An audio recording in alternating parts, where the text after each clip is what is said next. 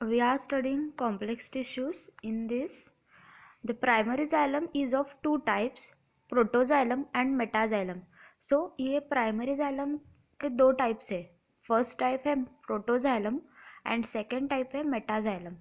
तो यहाँ पे the first formed primary xylem elements are called as protoxylem and later formed primary xylem elements are called as metaxylem. So जो first primary xylem elements form होते हैं उसे protoxylem कहा गया है और उसके बाद में जो प्राइमरी जाइलम फॉर्म हो रहा है उसको मेटाजाइलम कहा गया है. In stems the protoxylem lies towards the centre pith and the metaxylem lies toward the periphery of the organ. So जब स्टेम्स में अगर देखा जाए तो ये जो प्रोटोजाइलम है ये सेंटर में रहता है, बीच में रहता है, उसी को पीत कहा गया है. और यही मेटाजाइलम जो होता है वो पेरीफेरी में मिलता है. ऑर्गन के पेरीफेरी में मीन्स आउटसाइड, मतलब सेंटर में प्रोटोजाइलम है, उसके बाद में मेटाजाइलम है. आउटर लेयर्स में मेटाजाइलम होता है और बीच में प्रोटोजाइलम होता है. तो प्रोटोजाइलम जब बीच में होता है उसे पीत कहा गया है और मेटाजाइलम पेरीफेरी के ओर रहता है. This type of primary xylem is called as endarch. Endarch किसको कहा गया है? जब प्रोटोजाइलम सेंटर में होता है और मेटाजाइलम उसके आजू बाजू में होता है, पेरीफेरी में होता है, तब इस प्राइमरी जाइलम को एंडार्च कहा गया है. तो यही अगर रूट्स में देखा जाए तो protoxylem lights towards periphery and metaxylem lights towards the centre. Such arrangement of primary xylem is called as endarch. इसके पहले हमने स्टेम में देखा हुआ था कि ये जो प्रोटोजाइलम था ये एकदम सेंटर में था, उसके आजू बाजू में मेटाजाइलम था और ऐसे अरेंजमेंट को एंडार्च कहा गया था.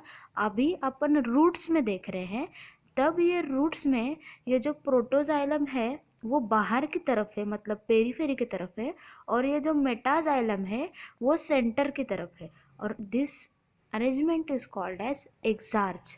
तो समझ में आया कि स्टेम में एंडार्च कंडीशन है. एंडार्च मतलब क्या, इतना ही ध्यान में रखो कि प्रोटोजाइलम अंदर के साइड है. जब भी प्रोटोजाइलम बाहर की साइड में होगा, पेरीफेरी में होगा, तो उसे एक्सार्च कहा गया है. सो एक्सार्च रूट्स में पाया गया है और एंडार्च स्टेम में पाया गया है. सो एक ही कंसेप्ट याद रखो, आपको कंफ्यूज नहीं होगा दोनों में. जब भी प्रोटोजाइलम अंदर की तरफ होगा, सेंटर में होगा, तब एंडार्च कंडीशन रहेगी और एंडार्च कंडीशन सिर्फ स्टेम में पाई गई है. और जब भी प्रोटोजाइलम बाहर की तरफ मतलब पेरीफेरी की तरफ रहेगा तो वो एक्सार्च कंडीशन रहेंगी और ये एक्सार्च कंडीशन रूट्स में पाई गई है. तो यहाँ पे सबसे इम्पॉर्टेंट पॉइंट यही था. यहाँ से क्वेश्चन पूछ के कंफ्यूज करा सकते हैं कि रूट्स में कौन सी कंडीशन है, स्टेम में कौन सी कंडीशन है, एंडार्च है तो प्रोटोजाइलम किस तरफ है, मेटाजाइलम किस तरफ है. सो दिस क्वेश्चन में भी आस्क. उसके बाद में है phloem transports food material usually from leaves to other parts of plant. So ये जो फ्लोएम है, फ्लोएम क्या करता है, फूड को ट्रांसपोर्ट करता है लीव्स की ओर से अदर पार्ट्स ऑफ प्लांट की तरफ ट्रांसपोर्ट करता है. The phloem in angiosperm is composed of sleeve tube elements, companion cells, phloem parenchyma and phloem fibres. So ये जो फ्लोएम जो है एंजियोस्पर्म में देखेंगे तो ये इनमें स्लीव ट्यूब्स होते हैं, कंपेनियन सेल्स होते हैं, फ्लोएम पैरेन्काइमा होते हैं और फ्लोएम फाइबर्स भी होते हैं. Gymnosperm have albuminous cells and sleeve cells. So gymnosperm में अल्ब्यूमिनस सेल्स और स्लीव सेल्स होते हैं. They lack sleeve tubes and companion cells. Angiosperm में अपन ने क्या देखा कि एंजियोस्पर्म में स्लीव ट्यूब्स है, कंपेनियन सेल्स है, फ्लोएम पैरेन्काइमा है एंड फ्लोएम फाइबर्स है. पर जिम्नोस्पर्म में देखेंगे तो इनमें अल्ब्यूमिनस सेल्स और स्लीव ट्यूब्स ही है. यहाँ पे albuminous cells and sleeve cells ही है. यहाँ पे sleeve tubes and companion cell absent है. So they may ask question कि जिम्नोस्पर्म्स में क्या नहीं है. तो जिम्नोस्पर्म में इतना ध्यान में रखना है कि स्लीव ट्यूब्स और कंपेनियन सेल एब्सेंट है, ताकि बाकी सब में प्रेजेंट है। मतलब एंजियोस्पर्म्स में sleeve tubes, albuminous cells, companion cells, phloem fibres ये सब प्रेजेंट है, पर जिम्नोस्पर्म में sleeve tubes and companion cells absent है। यहाँ पे सिर्फ अल्ब्यूमिनस सेल्स और स्लीव सेल्स ही प्रेजेंट है। उसके बाद में sleeve tubes elements are also long tube like structure arrange longitudinally and are associated with companion cells. So ये स्लीव ट्यूब्स एलिमेंट्स जो है वो लॉन्ग है, ट्यूब लाइक स्ट्रक्चर्स है उनका, उनकी वो अरेंज्ड लॉन्गिट्यूडनली अरेंज है, और उनके साथ में कंपेनियन सेल्स है, मतलब associated with companion cells. Their end walls are perforated in sleeve like manner to form sleeve plates. इनके जो वॉल्स है, स्लीव ट्यूब के वॉल्स जो है वो परफोरेटेड है। परफोरेटेड मतलब उनमें होल्स किए गए हैं। ये होल के कारण वो sleeve like manner to form a sleeve plates, this holes के कारण वो स्लीव प्लेट के मैनर में फॉर्म हो गए हैं। So a mature sleeve element possess peripheral cytoplasm and large central vacuole but lack nucleus. So अगर मैच्योर स्लीव एलिमेंट देखा जाए तो उनमें आजू बाजू में साइटोप्लाज्म होता है, पेरीफेरी में साइटोप्लाज्म है और बीच में लार्ज वैक्यूल है और उनमें न्यूक्लियस एब्सेंट है। सो स्लीव एलिमेंट्स में, मैच्योर स्लीव में न्यूक्लियस एब्सेंट है, सिर्फ साइटोप्लाज्म और वैक्यूल है, और जो वैक्यूल है वो सेंटर में है और उसके आजू बाजू में साइटोप्लाज्म है। The function of sleeve tubes are controlled by nucleus of companion cells. अब ये स्लीव ट्यूब का फंक्शनिंग जो है ये कंपेनियन सेल के न्यूक्लियस से कंट्रोल किया जाता है। The companion cells are specialised parenchymatous cells which are closely associated with sleeve tubes elements. So ये जो कंपेनियन सेल्स जो है वो स्पेशलाइज्ड पैरेनकाइमेटस सेल्स है और वो क्लोजली एसोसिएटेड में है स्लीव ट्यूब्स एलिमेंट्स के साथ में। सो अभी ये स्लीव ट्यूब्स एलिमेंट जो है एंड कंपेनियन सेल्स एक दूसरे से कनेक्टेड है by pit fields present between their common longitudinal walls. So ये स्लीव ट्यूब और ये कंपेनियन सेल एक दूसरे से कनेक्टेड है क्योंकि इन दोनों के बीच में जो कॉमन लॉन्गिट्यूडनल वॉल्स है और उसमें पिट्स है, इसी के कारण वो एक दूसरे से कनेक्टेड है। The companion sales help in maintaining the pressure gradient in the sleeve tubes. अब यहाँ पे प्रेशर मेंटेन करने का काम कंपेनियन सेल्स करते हैं। मतलब क्या, they help pressure gradient, maintaining the pressure gradient in sleeve tubes. Phloem parenchyma is made up of elongated tapering cylindrical ends which have dense cytoplasm and nucleus. So अभी phloem parenchyma जो है ये elongated है, tapering ends है, cylindrical है, dense cytoplasm है and nucleus है इनमें. The cell wall is composed of cellulose and the pits through which plasmodesmatal connection exit between the cell. यहाँ पे क्या है कि ये जो है सेल वॉल सेलुलोज से बनी है और इसमें पिट्स है, मतलब इनमें परफोरेशंस है और इसी के कारण प्लाज्मोडेस्मेटल कनेक्शन है इन दोनों के बीच में।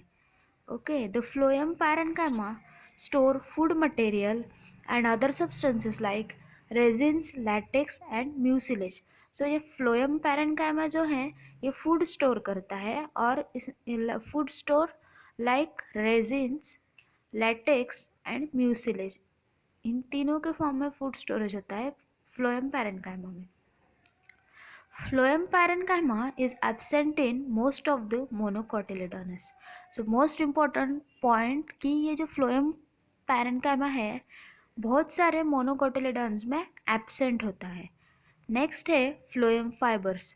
फ्लोएम फाइबर्स को बास्ट सेल कहा गया है और ये मेडअप ऑफ स्क्लेरेनकाइमेटस सेल। अभी फ्लोएम फाइबर जो है ये स्क्लेरेनकाइमेटस सेल से बना है। These are generally absent in primary phloem but found in secondary phloem. ये जो फ्लोएम फाइबर्स है ये प्राइमरीली एब्सेंट है, ये एब्सेंट है प्राइमरी फ्लोएम में, पर यही फ्लोएम फाइबर सेकेंडरी फ्लोएम में प्रेजेंट है. There are much elongated, unbranched and have pointed needle like apices. ये इलोंगेटेड है, अनब्रांच है, पॉइंटेड है एंड नीडल लाइक अपाइसिस है. The cell wall of phloem fibres are quite thick. इनके जो cell walls है फ्लोएम फाइबर्स के, ये क्वाइट थिक है. At maturity this fibre lose the protoplasm and become dead. जब ये मैच्योर हो जाते हैं फ्लोएम फाइबर, तो यहाँ का जो प्रोटोप्लाज्म होता है वो कम हो जाता है. ये जो फाइबर्स में जो प्रोटोप्लाज्म होता है वो कम होता है और ये डेड हो जाते हैं.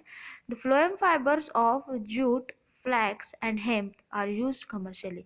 सो क्वेश्चन में भी आज which are the phloem fibres used commercially, तो उसका आंसर है jute, flax and hemp. These are the three examples of commercial phloem fibers. The first from primary phloem consists of narrow sleeve tube and is referred to as protoploem. जब first form primary phloem जो है उनमें narrow sleeve tubes है, उन्हें बोला है protophloem. और जो बाद में बना है and the later form phloem has bigger sleeve tubes and is referred to as metaphloem. जो प्राइमरी में बना है उसमें स्लीव ट्यूब्स है, उन्हें कहा गया है प्रोटोफाइलम. और जो बाद में बना है उनमें बिगर स्लीव ट्यूब्स है, उन्हें कहा है मेटाफ्लोएम. इसके बाद में है tissue system. We are discussing a type of tissue based on type of cells present. अभी जब हम डिस्कस कर रहे हैं टिश्यूज़ और अलग अलग टाइप के टिश्यूज़ देख रहे हैं, let us now consider how tissues vary depending on their location in the plant body. अभी ये जो टिश्यू है अलग अलग प्लांट बॉडी में वैरी करते हैं लोकेशन के हिसाब से. The structure and function would also be dependent on the location. और उनका जहाँ जहाँ लोकेशन में वैरायटी आ गई है वहाँ वहाँ उनका स्ट्रक्चर और फंक्शन डिफरेंट हो रहा है. On the basis of their structure and location there are 3 types of tissue system. अभी इनका स्ट्रक्चर और लोकेशन के हिसाब से 3 टाइप के टिश्यू सिस्टम पाए गए हैं. तो उनमें these are epidermal tissue system, ground और fundamental tissue system and vascular और कंडक्टिंग टिश्यू सिस्टम. यहाँ पे फर्स्ट है एपिडर्मल टिश्यू सिस्टम, सेकेंड है ग्राउंड और फंडामेंटल टिश्यू सिस्टम, थर्ड है वस्कुलर और कंडक्टिंग टिश्यू सिस्टम. सो यहाँ से अभी फर्स्ट जो है एपिडर्मल टिश्यू सिस्टम, उसको अपन डिटेल में स्टडी करेंगे. Epidermal tissue system forms the outermost covering of whole plant body and comprises epidermal cells, stomata and epidermal appendages like trichomes and hairs. So the name suggests epidermal मतलब outermost covering होती है. So ये epidermal tissue system outermost covering form करती है plant body की, और उनमें epidermal cells, stomata, epidermal appendages है और एपिडर्मल अपेंडेजेस में ट्राइकोम्स और हेयर्स है. The epidermis is the outer most layer of plant body. So epidermis मतलब क्या? प्लांट बॉडी की आउटर मोस्ट लेयर मतलब epidermis. It is made up of elongated compactly arrange cells which form a continue layer. So ये क्या है कि compactly form cells की layer है और वो इलोंगेटेड है and compactly arrange cells which form a continue layer, उसी को एपिडर्मिस कहा गया है. Epidermis is usually single layer. So ये जो एपिडर्मिस है आउटर लेयर प्लांट बॉडी की, वो सिंगल लेयर से बनी है. Epidermal cells are parenchymatous with small amount of cytoplasm lining the cell wall and large vacuole. So ये epidermal layer है, ये सिंगल लेयर से बनी हुई है और ये parenchymatous है. उनमें small amount of cytoplasm present है और lining the cell wall and large vacuole. So जो साइटोप्लाज्म है सेल वॉल को लाइन कर रहा है और लार्ज वैक्यूल को भी लाइन कर रहा है. The outside of the epidermis is often covered with waxy thick layer called as cuticle which prevents water loss. So epidermis के बाहर से आउटसाइड द एपिडर्मिस वहाँ पे एक वैक्सी थिक लेयर की कोटिंग होती है और उसे क्यूटिकल कहा गया है। और ये क्यूटिकल का काम क्या है, ये वाटर लॉस को प्रिवेंट कर रहा है। So the outside of the epidermis is often covered with waxy thick layer called as cuticle and it prevents loss of water. Cuticle is absent in roots. So most important question is cuticle roots में absent होता है क्योंकि roots क्या करते हैं, water को absorb करके लेते हैं। पर जहाँ जहाँ क्यूटिकल प्रेजेंट रहेगा वो वाटर लॉस प्रिवेंट करेगा, मतलब वाटर जाएगा भी नहीं और आएगा भी नहीं, इसलिए ये क्यूटिकल रूट्स में एब्सेंट है। Stomata are the structure present in epidermis of the leaves. Leaves के एपिडर्मिस में जो स्ट्रक्चर्स प्रेजेंट है उन्हें स्टोमेटा कहा गया है। Stomata regulate the process of transpiration and gases exchange. Means what, stomata जब प्लांट के लीफ में प्रेजेंट होता है और ये स्टोमेटा रेगुलेट करता है transpiration. Transpiration means what, water को जो रेगुलेट करता है, इवेपोरेशन में रेगुलेशन करता है, मतलब झाड़ में जब पानी की मात्रा ऊपर तक जाती है और उसको ट्रांसपायरेशन में हेल्प करता है स्टोमेटा, और गैसेस एक्सचेंज में भी हेल्प करता है। The stoma is composed of two bean shape cells is known as guard cells. अब ये जो स्टोमेटा जो होता है ये दो बीन शेप, बीन के समान दो स्ट्रक्चर होते हैं, बीन शेप सेल्स होते हैं और उनको गार्ड सेल्स कहा गया है विच एनक्लोज द स्टोमेटल पोर। तो ये जो होते हैं दो बीन शेप के होते हैं उन्हें गार्ड सेल्स कहा गया है और ये एनक्लोज करते हैं स्टोमेटल पोर को। In grasses the guard cells are dumbbell shape. So यही जो गार्ड सेल्स है ग्रास में देखा जाए तो ये डम्बेल शेप में पाए जाते हैं। The outer walls of guard cells away from the stomatal pore are thin and inner walls towards the stomatal pore are highly thickened.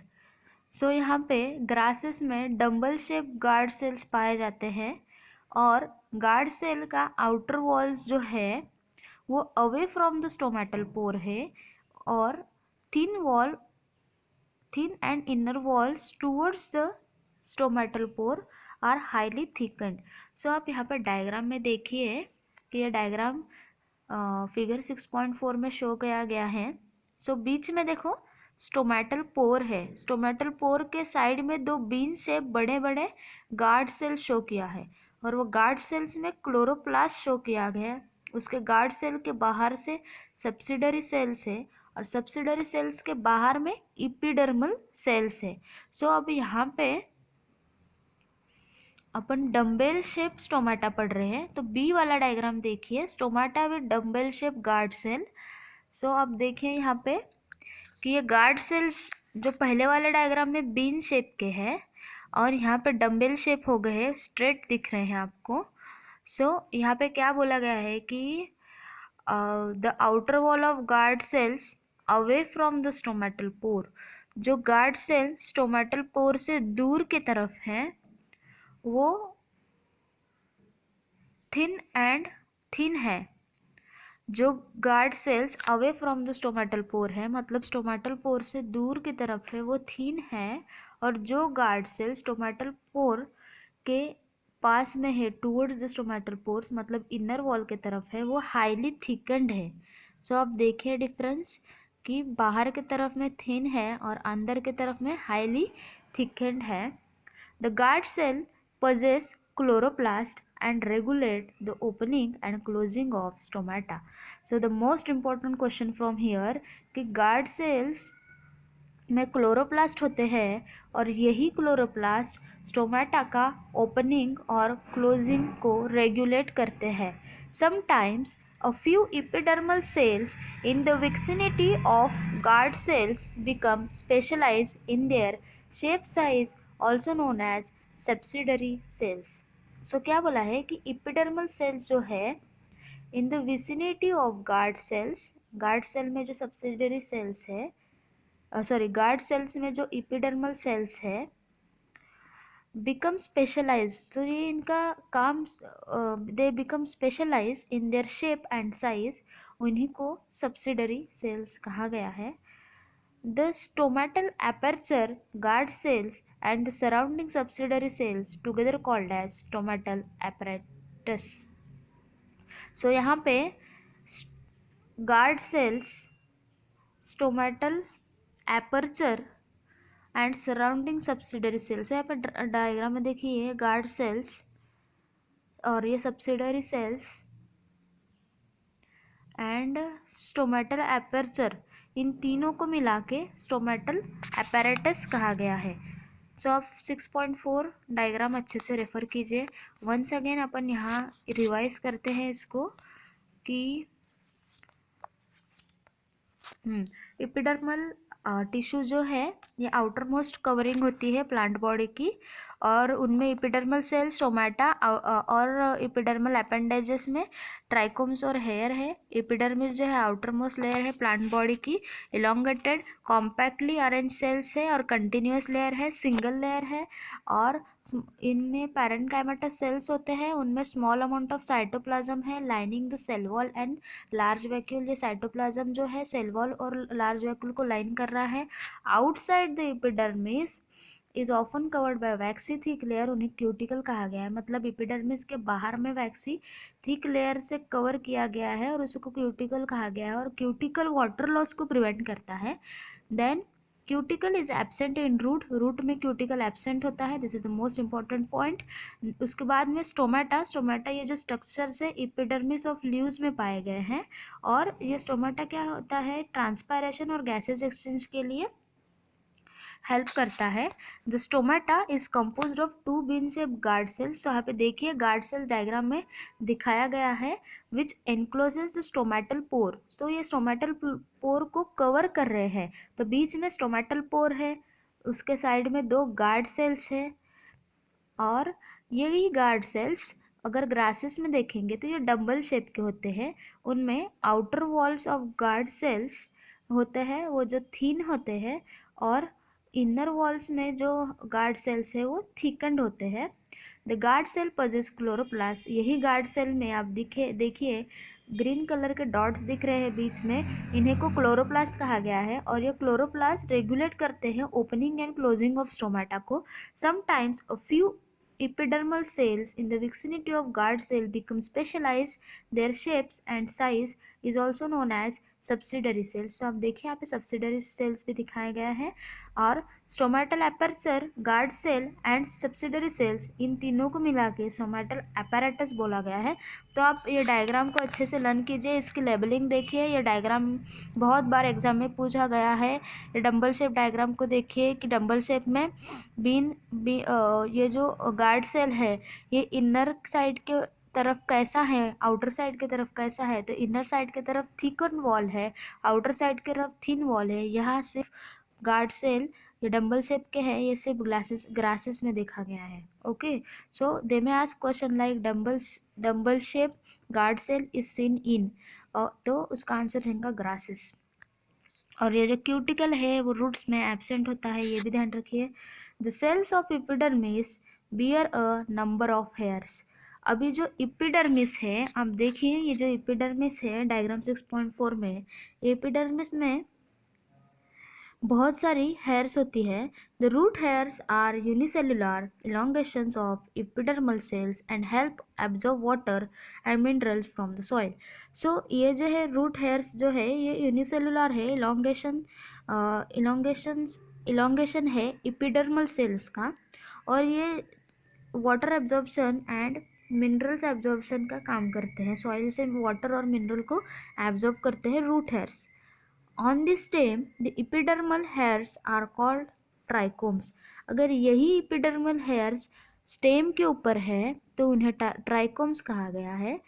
या फिर यही एपिडर्मल लेयर से जो हेयर्स बाहर आ रहे हैं उसे रूट हेयर कहा गया है। अगर रूट्स में है तो रूट हेयर, स्टेम पर है तो उसे ट्राइकोम्स बोला गया है। The trichomes in the shoot system are usually multicellular. So बहुत इंपॉर्टेंट पॉइंट है। इसके पहले अपन ने देखा है कि ये जो रूट में पाए गए हैं तो उन्हें रूट हेयर कहा गया है और वो यूनिसेलुलर होते हैं। यही हेयर्स अगर स्टेम पे है तो उन्हें ट्राइकोम्स बोला गया है और ये मल्टी सेलुलर है। दे मे बी ब्रांच्ड और अनब्रांच्ड, सॉफ्ट और स्टिफ। ये ब्रांच भी होते हैं, अनब्रांच भी हो सकते हैं, सॉफ्ट भी हो सकते हैं कंसिस्टेंसी में, और स्टिफनेस भी हो सकता है। They may be even secretory, sometimes it may be secretory also. The trichomes help in preventing water loss due to transpiration. ये ट्राइकोम्स का क्या फंक्शन है कि ये वाटर लॉस को प्रिवेंट करता है ट्रांसपायरेशन के टाइम पे। जब भी कभी ट्राइकोम्स वर्ड आता है तब याद रखना कि ये स्टेम्स से बाहर निकले हुए हेयर्स है, तो इन्हें ट्राइकोम्स कहा गया है। और रूट हेयर्स मतलब आपको तो पता ही है, और ये इलोंगेशन है एपिडर्मल सेल्स का। So this is the epidermal layer अपन ने जो फर्स्ट पढ़ी थी। उसके बाद में है ground tissue system. All tissues except epidermis and vascular bundle constitute ground tissue system. So यहाँ पे epidermis और vascular bundles को छोड़े तो ये ground tissue form करते हैं. It consists of simple tissues such as parenchyma, collenchyma and sclerenchyma. We had learned earlier about simple tissues and complex tissues. तो यहाँ पे जब simple tissue पढ़े थे उनमें 3 tissues पढ़े थे, parenchyma, collenchyma और sclerenchyma, और यहाँ पे यही तीनों tissues पाए गए हैं. So parenchymatous cells are usually present in cortex, pericycle, pith and medullary race. So ये parenchymatous cells है, ये cortex में present होते हैं, pericycle, pith and medullary race in the primary stem and root. So ये primary stem में और root में पाए गए हैं parenchymatous cells. In leaves, ground tissue consists of thin walled chloroplast containing cells is called as mesophyll. So in leaves, ground tissues consist of thin walled chloroplast. So leaves के अंदर ground tissue में thin walled chloroplast होता है, तो उसे मीसोफिल्स कहा गया है.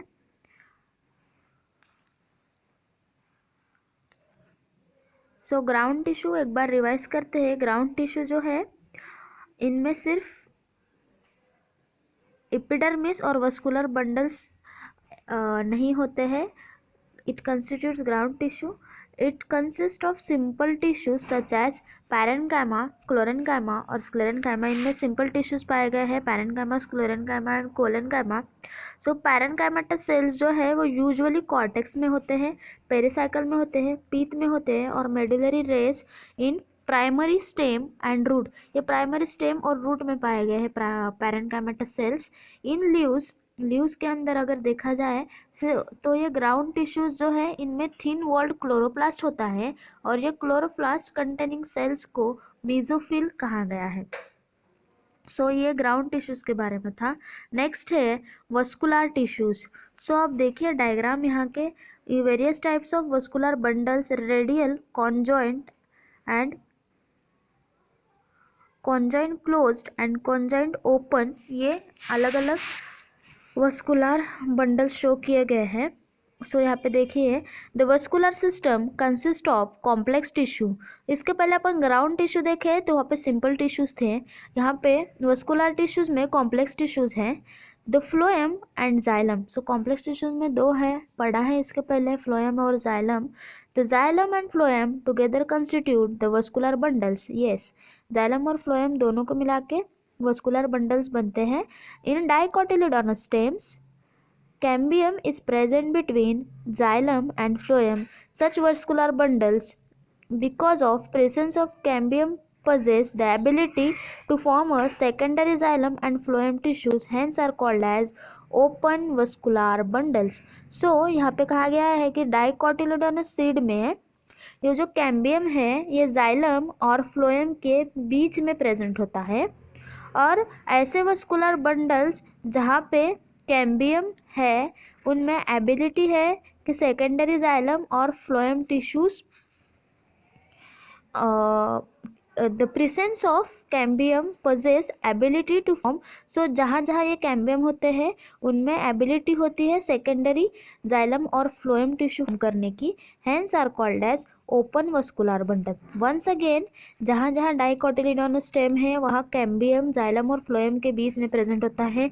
ये बात क्लियर हो गई। सेकेंड इसमें क्या है, जो जब ये वस्कुलर बंडल्स है ये because of the presence of cambium, ये वस्कुलर बंडल्स में जब कैम्बियम होता है तभी ये सेकेंडरी जाइलम फ्लोएम फॉर्म कर सकते हैं, उसे ओपन वस्कुलर बंडल्स कहा गया है। तो यहाँ पे डायग्राम में देखिए, सॉरी यहाँ पे डायग्राम नहीं दिया है, तो आप जाइलम और फ्लोएम देख सकते हैं कैसा दिखाया गया है यहाँ पे। और नेक्स्ट है in monocotyledonous the vascular bundles have no cambium. अगर मोनोकोटिलीडोन की बात करें तो यहाँ पे वस्कुलर कैम्बियम नहीं होते हैं, hence since they do not form secondary tissues and they are referred to as closed. अगर जहाँ पे कैम्बियम नहीं होता है वहाँ पे सेकेंडरी टिश्यूज़ की ग्रोथ नहीं होती है, मतलब सेकेंडरी टिश्यूज़ फॉर्म ही नहीं होता वहाँ पे, और उन्हें क्लोज्ड कहा गया है, क्लोज्ड वस्कुलर बंडल्स कहा गया है। सो जहाँ जहाँ जिस वस्कुलर बंडल में कैम्बियम प्रेजेंट होता है वो सेकेंडरी जाइलम और सेकेंडरी फ्लोएम टिश्यूज़ को फॉर्म कर सकता है, तो उन्हें ओपन वस्कुलर बंडल कहा है। और जहाँ कैम्बियम एब्सेंट है वो सेकेंडरी जाइलम फ्लोएम टिश्यूज़ को फॉर्म नहीं कर पाएंगे, इसलिए इन लोगों को क्लोज्ड वस्कुलर बंडल्स कहा गया है। So when the xylem and phloem with vascular bundle are arranged in alternate manner along with different radii, the arrangement is called as radial, such as in roots. So जहाँ पे xylem और phloem vascular bundle में alternate manner में arrange है on different radii, और वैसे arrangement को radial arrangement कहा गया है। और ये radial arrangement only in roots में ही पाए गए हैं। सो आप डायग्राम फिगर 6.5 ए में देखिए, रेडियल ये जो रेडियल सिमेट्री का sorry radial vascular bundle show किए गए हैं।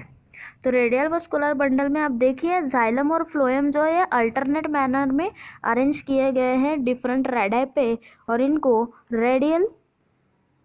रेडियल कहा गया है। ये सिर्फ रूट्स में पाए गए हैं। नेक्स्ट है in conjoint type the vascular bundles the xylem and phloem are jointly situated along the same radius of vascular bundles. Such bundles are common in stem and leaves. So यहाँ पे conjoint में जो है ये vascular bundle जहाँ पे xylem और phloem ये जॉइंटली सिचुएटेड है along with same radius of vascular bundle. So अब यहाँ पे देखिए जाइलम और फ्लोएम बी वाले डायग्राम में देखिए कि ये सेम रेडियस पे है वस्कुलर बंडल्स, और ऐसे वस्कुलर बंडल्स स्टेम और लीव्स में पाए जाते हैं, तो इन्हें कॉन्जॉइंट कहा गया है। स्टेम और लीव्स में कॉन्जॉइंट टाइप है, रूट में रेडियल टाइप है। Then the conjoint vascular bundles usually have phloem located only on outer side of the xylem. So जो कॉन्जॉइंट वस्कुलर बंडल्स है इनमें फ्लोएम जो है आउटर साइड ऑफ जाइलम की ओर होता है। सो एक बार वस्कुलर टिश्यू सिस्टम को एक्सप्लेन करते हैं कि ये कॉम्प्लेक्स टिश्यू से बना गया है, जैसे जाइलम और phloem together constitute the bundles, vascular bundles. और जब डाइकोटिलीडोनस स्टेम में देखें तो जो कैम्बियम जो होता है जाइलम और फ्लोएम के बीच में होता है, और सच वस्कुलर बंडल्स में अगर कैम्बियम प्रेजेंट है तो उनमें सेकेंडरी जाइलम और फ्लोएम टिश्यूज फॉर्म करने की एबिलिटी होती है, और वो टाइप में उन्हें ओपन वस्कुलर बंडल्स कहा गया है।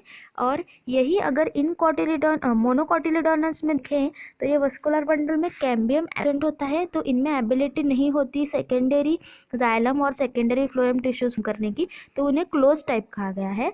और जब भी when xylem and phloem with vascular bundle arranged in alternate manner along with different radii, The arrangement is called as radial and such arrangement is seen in roots.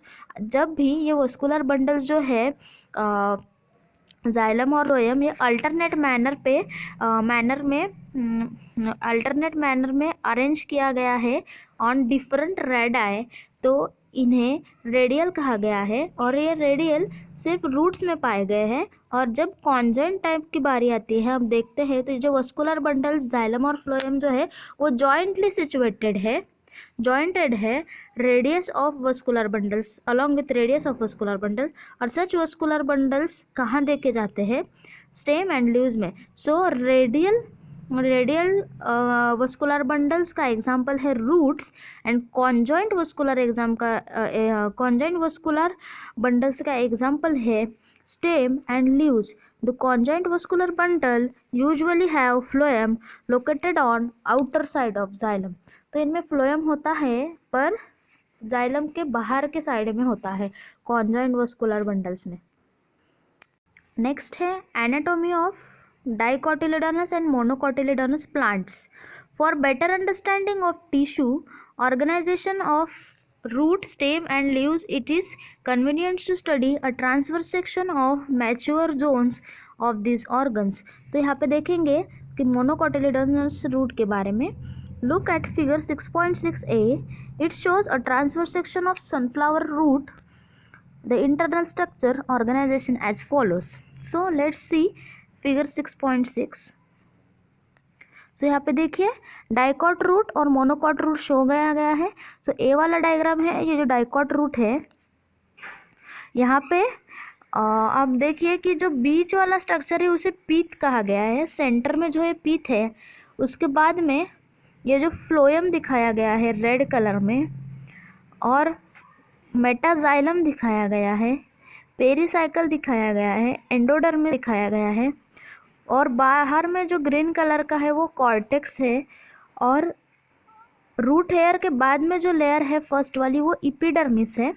Epidermis के बाद cortex है, cortex के बाद अंदर में endodermis है, endodermis के बाद में पेरिसाइकल है, पेरिसाइकल के बाद में प्रोटोजाइलम, देन मेटाजाइलम, और बीच में पीथ है और उसके साइड में है फ्लोएम।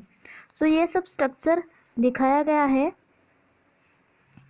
इन डाइकॉट रूट में। सो अब देखते हैं इसको डाइकॉट रूट में क्या क्या है। The outer most layer is epiblema. So outer most layer जो है इपीब्लेमा है। Many of the cells of epiblema protrude in the form of unicellular root hairs. So ये जो इपीब्लेमा आउटर मोस्ट लेयर है, इपीब्लेमा मीन्स एपिडर्मिस की जो outer most layer है, सो बहुत बार ये प्रोट्रूड होती है। प्रोट्रूड मतलब बाहर आते हैं in the form of root hair. So root hairs के फॉर्म में वो बाहर आते हैं, इन्हें यूनिसेलुलर रूट हेयर कहा गया है। उसके बाद में cortex consist of several layers of thin walled parenchymatous cells. So जो कॉर्टेक्स है थिन वॉल्ड पैरेनकाइमेटस सेल्स होते हैं इनमें विथ इंटरसेलुलर स्पेसेस। सो ये जो डाइकोटिलेडोनस रूट में ये जो कॉर्टेक्स है वो इंटरसेलुलर स्पेसेस प्रेजेंट है इनमें। The innermost layer of the cortex is called as endodermis. So अंदर की जो लेयर है उन्हें एंडोडर्मिस कहा गया है। It comprises a single layer barrel shape cells without any intercellular spaces.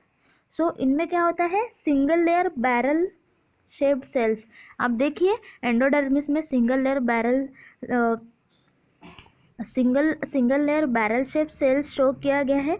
इनमें इंटरसेलुलर स्पेसेस नहीं है, बहुत पास में अरेंज हो गए हैं ये।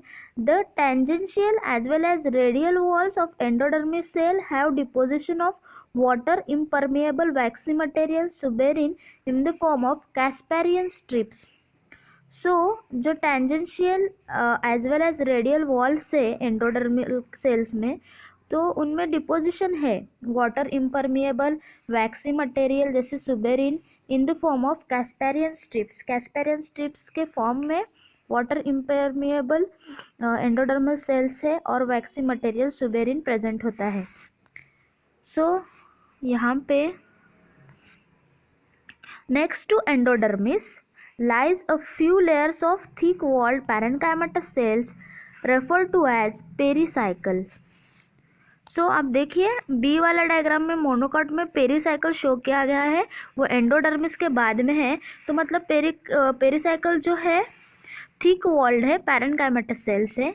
Initiation of lateral roots and vascular cambium during secondary growth takes place in this cell. So यहाँ पे लैटरल रूट्स और वस्कुलर कैम्बियम जो होते हैं जब सेकेंडरी ग्रोथ होती है तब आते हैं।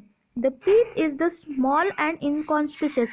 सो जो बीच में जो दिखाया गया है वो पीथ है, वो सबसे छोटा है और इनकॉन्स्पिशियस है, एकदम छोटा है। The parenchymatous cell which lie between xylem and phloem are called as conjunctive tissues. So ये जो पैरेन्काइमेटस सेल्स है जाइलम और फ्लोएम के बीच में जो है उन्हें कंजंक्टिव टिश्यूज कहा गया है। These are usually two to four 2 to 4 xylem and phloem patches. तो इनमें 2 to 4 जाइलम और फ्लोएम पैचेस होते हैं। Later cambium ring develops between the xylem and phloem. तो बाद में ये जो कैम्बियम रिंग होती है जो डेवलप हो जाती है जाइलम और फ्लोएम के बीच में। All tissues of on the inner side of endodermis such as pericycle, vascular bundle and pith constitute stele. सो पूरे टिश्यूज मिला के इनर साइड में एंडोडर्मिस के जो होते हैं वो पेरीसाइकल, वस्कुलर बंडल्स और बीच में का जो पीथ है इनको मिला के स्टिली बना है। सो इसको एक बार और रिवाइज करते हैं कि अंदर की जो लेयर है वो पीथ है और ये बाहर में जो दिखा है वो रूट हेयर से, एपिडर्मिस है, कॉर्टेक्स है, एंडोडर्मिस है। एंडोडर्मिस में इंटरसेलुलर स्पेसेस नहीं है, कॉर्टेक्स में इंटरसेलुलर स्पेसेस प्रेजेंट है, पेरीसाइकल है, प्रोटोजाइलम है, मेटाजाइलम है एंड फ्लोएम है। सो ये फ्लोएम और जाइलम जो होते हैं वो पैरेन्काइमेटस सेल्स के बीच में लाई करते हैं, तो उन्हें कंजंक्टिव टिश्यू कहा गया है। और vascular bundles, pericycle and P तीनों को मिला के स्टिले कहा गया है। और ये जो कैस्पेरियन स्ट्रिप्स है उनमें डिपोजिशन होता है वाटर इम्परमिएबल और वैक्सी मटेरियल सुबेरिन के फॉर्म में। और